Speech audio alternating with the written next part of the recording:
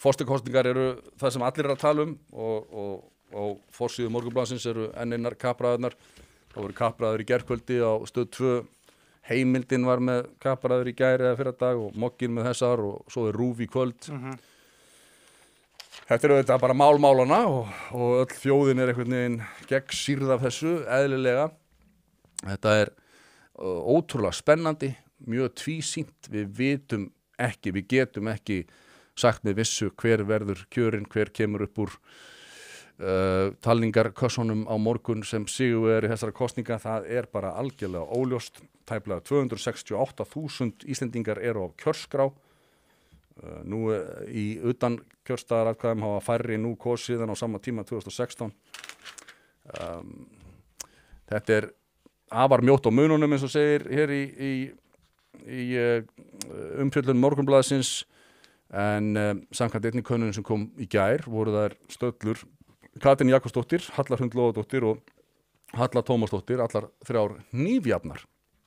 Og það var reyndar bara könnun félagsvísindastofnunar sem sýndi Katrínu með forskot, en þetta lýgilegt hvernig höllurnar eru sko fyrst Halla Hrund sem kemur algjörlega óþekkt og skýst beint upp með himinskautum þegar hún kemur inn í kosningabarátuna. Það var alveg lýgilegt út af fyrir sig, og svo að sjá Höllu Tómasdóttir ná að jafna sig svona svakalega eftir að hafa fengið ekki gott start eða gott upphaf. Já, hann svona endasprett drottning, sko. Og sama hún gerði í kapphlaupinu við Guðna árið 2016, en þá var hún í síðustu könnunum fyrir kosningar var hún að mælast á miklu lengra bil á milli hennar og Guðna. Bili sem á milli hennar og Katrínar ekki neitt núna. Nei. Og þannig að ef hún heldur áfram að sæki sér veðrið í kjörklefanum líka, þá hún bara mjög líklegur sigurvegari þessara kosninga. Þeir sem að hugsa að kjósa taktíst, þeir hljóta að hugsa, ok, Halla Tómasdóttir, hún líka miklu frambærilegri heldur en Halla Hrund. Ég hitti einn í gær sem hafði kosið taktíst, en hann gerði það fyrir viku eða 2 vikum síðan. Já. Þá sagði hann, ég kaus bara þessi sem var númer 2 þá, Halla Hrund eitthvað, ekki? Það var ekki sniðut að þú verður frekar þess að Halla Tóm. Já, hún var, þá fór hann of snemma í utankjörstaðaratkvæðið og valdi þann hest sem var númer 2 í kapphlaupinu á þeim tíma. Núna ef þú ætlar að kjósa taktíst, þá það klálega Halla Tómasdóttir sem bæði líklegust til þess að sigra Katrín Jakobsdóttur og líka hreinlega bara frambærilegri kandidát að mínum mati. Já, mikið.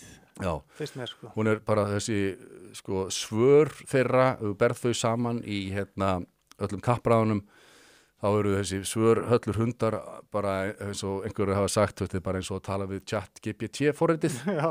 Algjörlega sterilt og ómannlegt, en Halla Tómasdóttir getur bara svarað öllum þeim spurningum sem á hann eru hent, getur hún svarað bara af þó nokkri dýpt og svona tiltölulega laust við klísjur. Hún hefur svona pússað af sér sem hún fór af stað með jafnrétti, sjálfbærni, hvað þetta heitir allt saman, þessar ömurlegu klísjur sem eru hamraðar á í öllum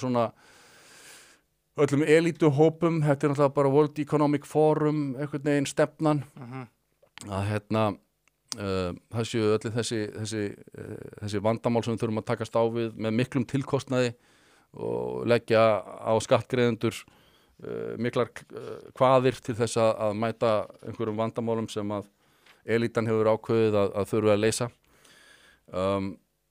Halla hefur svona einhvern veginn púsað það svolítið af sér. Ég sá í gæri mitt, þá átti að hangana á, hún hafði sagt hér í viðtali á broadcast.is, þá sagði hún frá því að hún væri með hugmyndir samfélagsþjónustu fyrir ungt fólk, og það var eina af fyrstu spurningunum sem hún fekk í kappræðunum í gær, af því að þetta hefði verið gagnrýnt, hvað brjálæðslegu hugmyndir eru það að fara að skylda fólk í ólaunaða vinnu og eitthvað svona. Og hún svaraði því bara aftur mjög vel, og það talaði aldrei ólaunastarf, en að þetta væri góð leið til þess að ungt fólk geti svona þú veist, í þessu millibilsástandi þegar þú veist ekki alveg hvað þú ætlar að fara að gera, þá er stór, þú klára menntaskólan, veist ekki hvaða háskólanám þú vilt velja þér eða hvort þú viljir yfir höfuð fara í háskóla, þá bjóðist þér að fara í svona samfélagsþjónustu þar sem að þú færð aukna tilfinningu fyrir þínu samfélagi og tengingu, meina fara að vinna á elliheimilum með gömlu fólki eða á leikskólum með litlum börnum, gera eitthvað svona í þágu samfélagsins. Já, maður sérst ekki að tala ólauna, ekki heldur skylda. Nei, það var svona, bara en það væri eitthvað option. svona boðið upp á svona fyrir fólk sem er í þessari stöðu, menna fjölmargir kannast við það að þú ert á þessu millibilstímabili, líkur menntaskóla og þú veist í raun og ekkert hvert þú ætlar í lífinu og ég held að þetta sé bara frábær hugmynd hjá Höllu Tómasdóttur.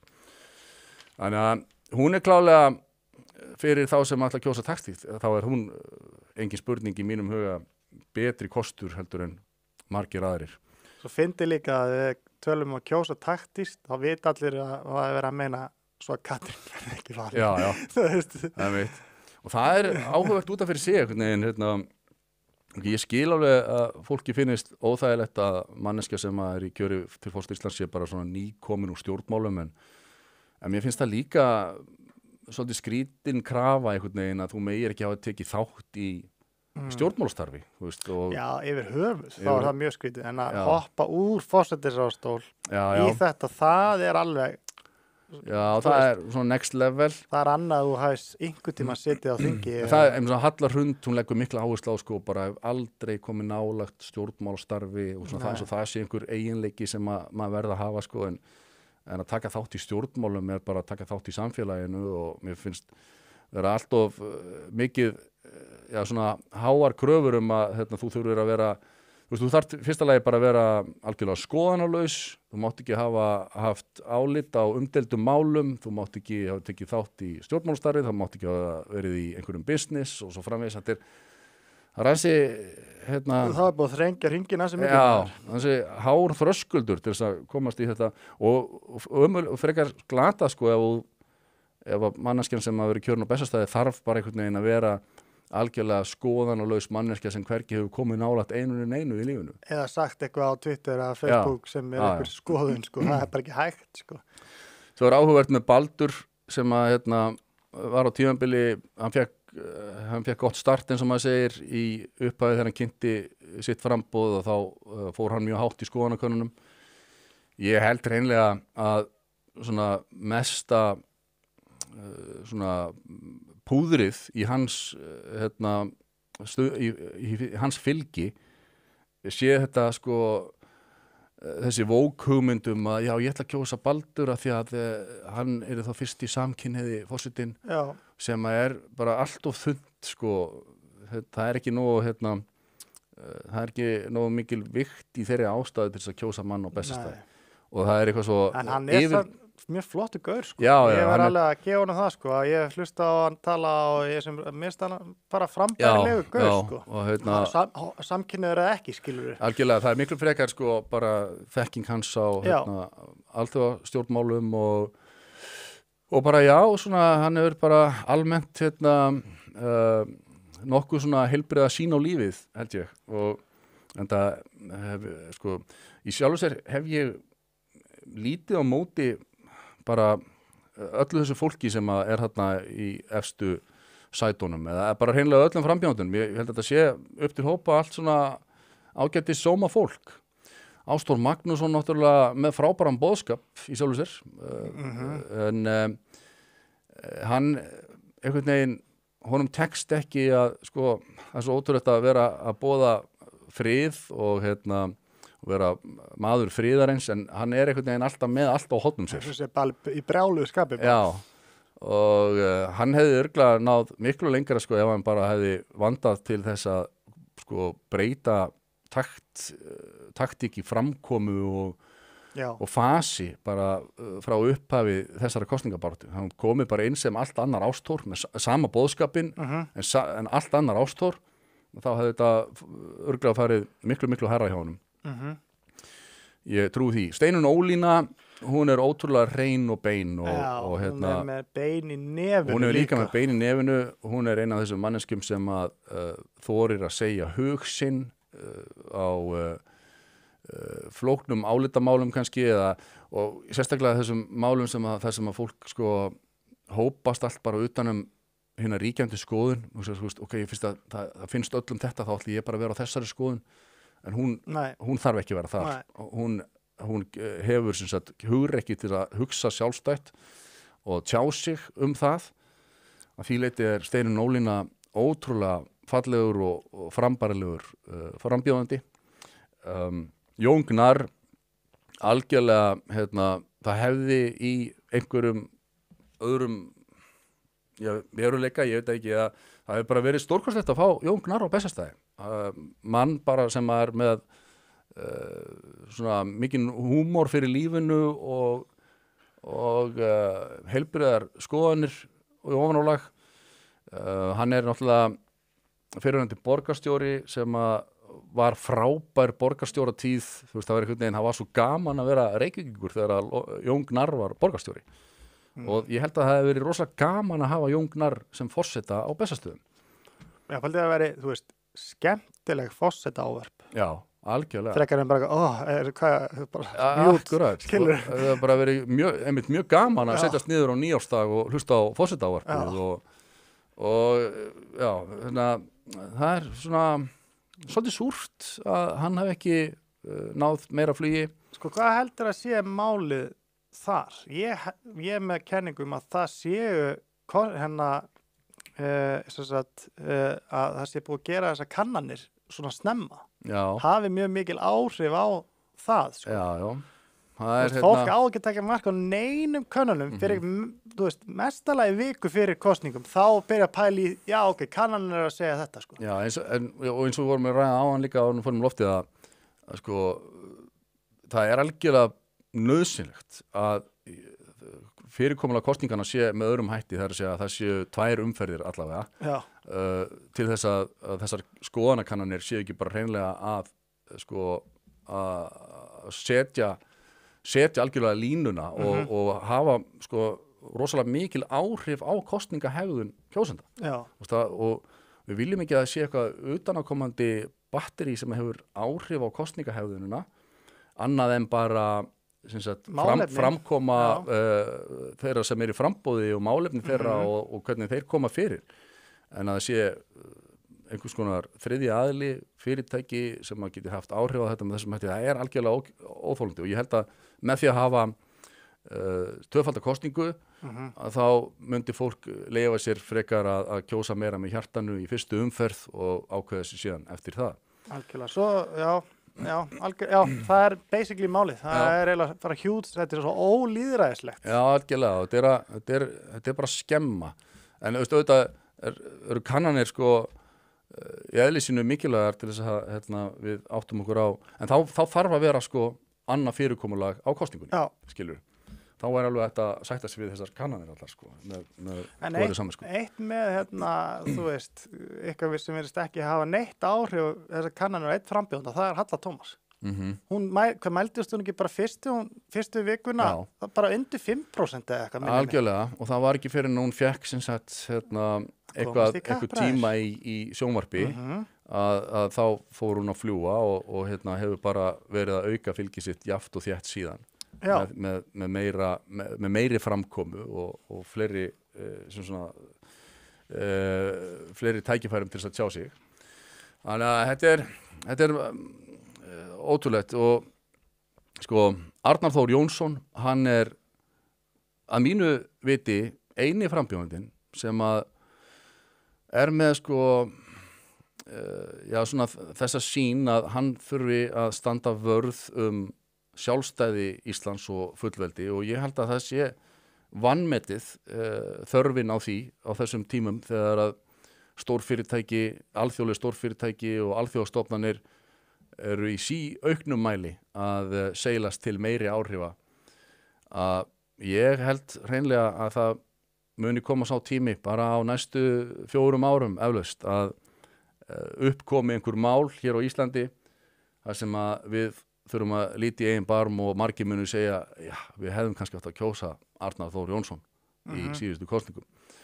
Hann ég veit ekki alveg hvað það er sem að vissulega fólk talaði að kjörþokki hans sé ekki nægilegur, hann hefur svona frekar svona þurr svona á yfirborðinu en þú veist, þetta er gegnheill og góður kall magnað hvernig hann hefur fyllt samfæringu sinni, þú veist, hann segir starfi sínu lausu sem dómari sem er örugglega bara eini maðurinn á Íslandi sem hefur bara hægt sem dómari í þessu sko örugga, vellaunaða starfi sem er að vera dómari á Íslandi og hann segir því starfi lausu bara vegna þess að hann vill fá að geta tjáð sig frjálslega málefni líðandi stundar. Það er ótrúlega virðingavert. Það er svolítið svona að segja til persóna, sko. Já. Góðst þessi sammálið sem hann segir ekki þá, og sama með Steinin Ólinu.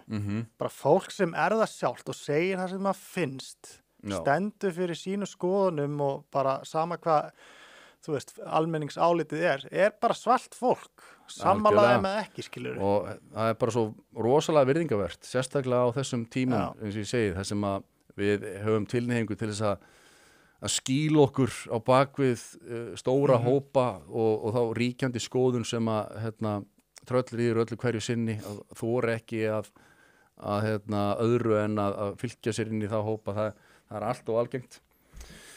En sko, já, ég ætlaði nú að, ég sagði frá því í síðasta þætti að í dag, föstudag, 31. maí, myndi ég segja áhorfendum mínum hvað ég ætlaði að kjósa á morgun. Og ég myndi sannarlega gera það ef ég væri búin að gera upp hugminn, en það er bara, ég er ekki endanlega búin að taka ákvörðun um þetta. En ertu með tvo í gangi, ertu með eitt sem þú myndir vilja kjósa með hjartun og eitt sem þú myndir kjósa eða ætlar að kjósa taktískt? Já, það er eiginlega þannig. Já, ég er þar líka, sko. Já. Og það er, sko, ég get alveg sagt hvernig það er. Já, það held ég að vera sniðugt, sko. Halla Tómasdóttir er taktíski möguleikinn. Sama hér. Arnar Þór Jónsson er hjartað. Já, mér er það Jón Gnarr en Arnar alveg.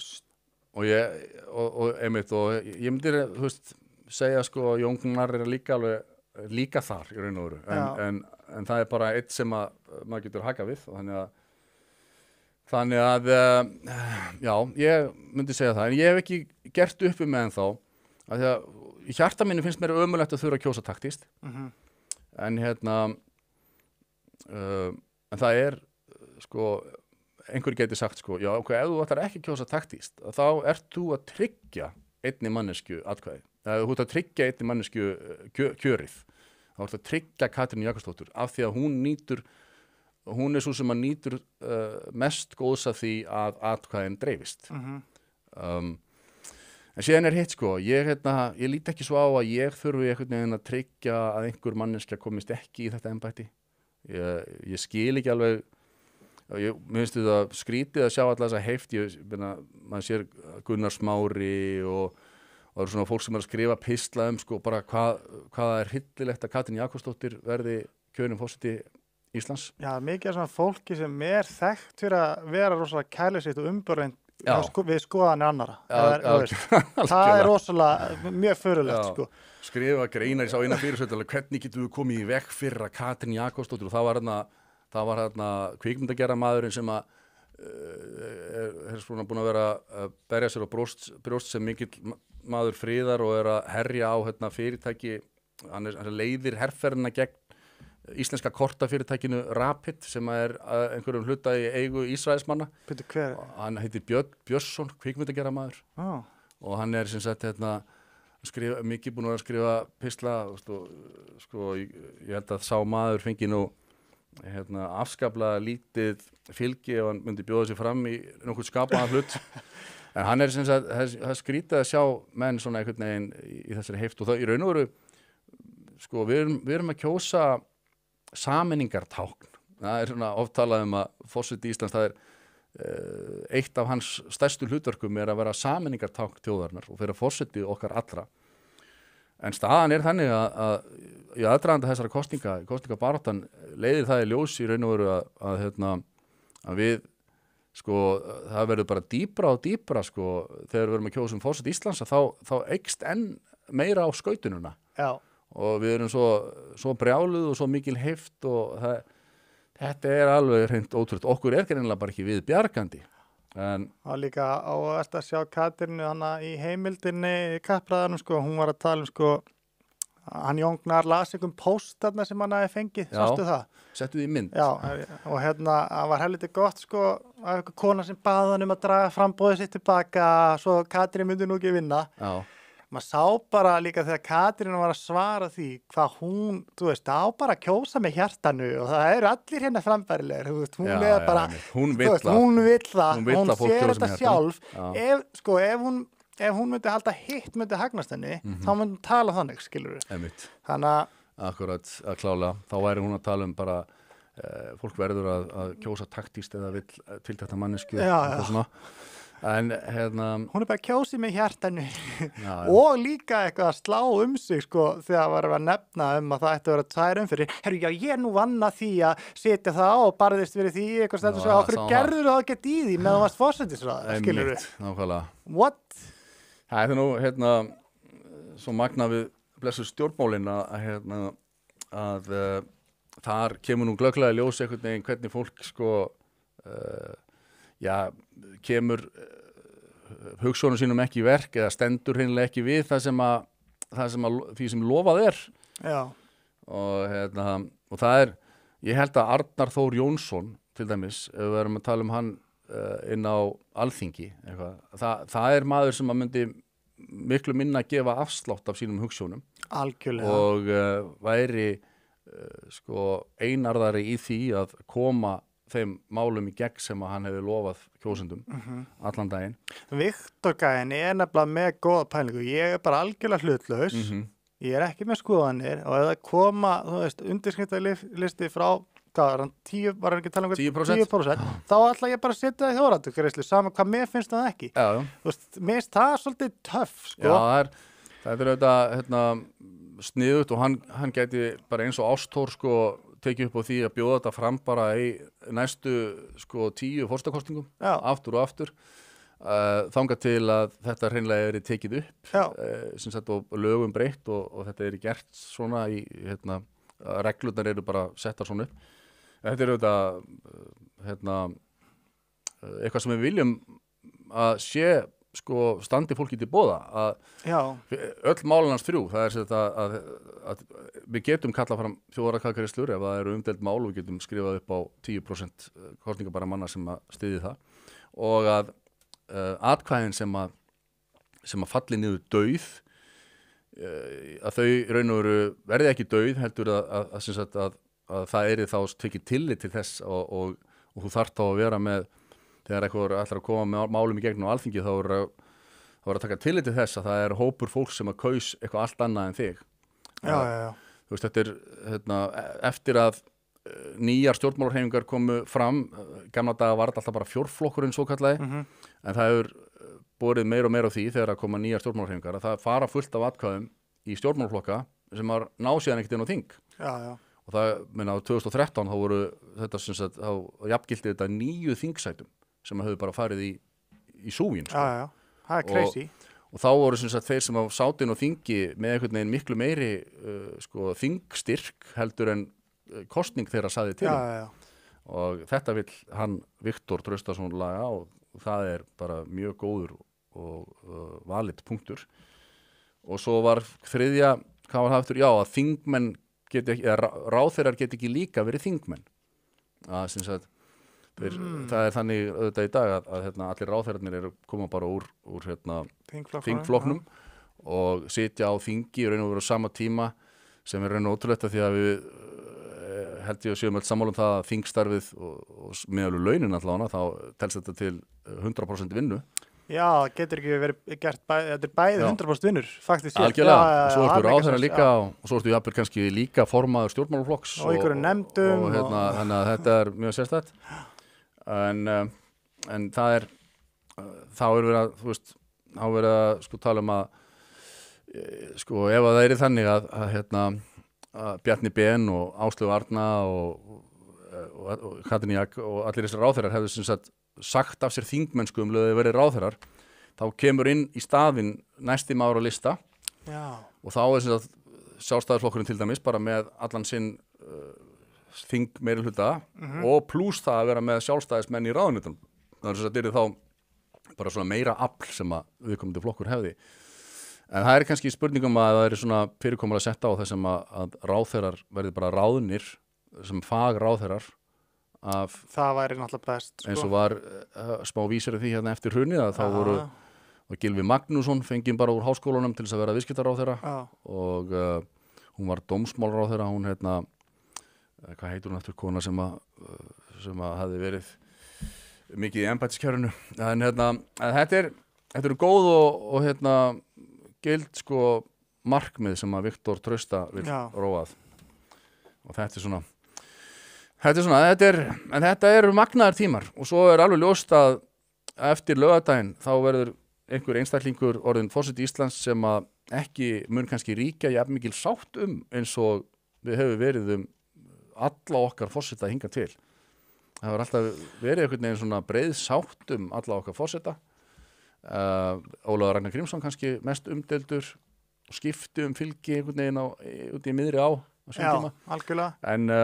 En það er nýjir tímar held ég og ég held að við getum jafnvel séð forseta núna fyrsta forseta lýðveldissöguna sem við bara sitja eitt kjörtímabil. Já.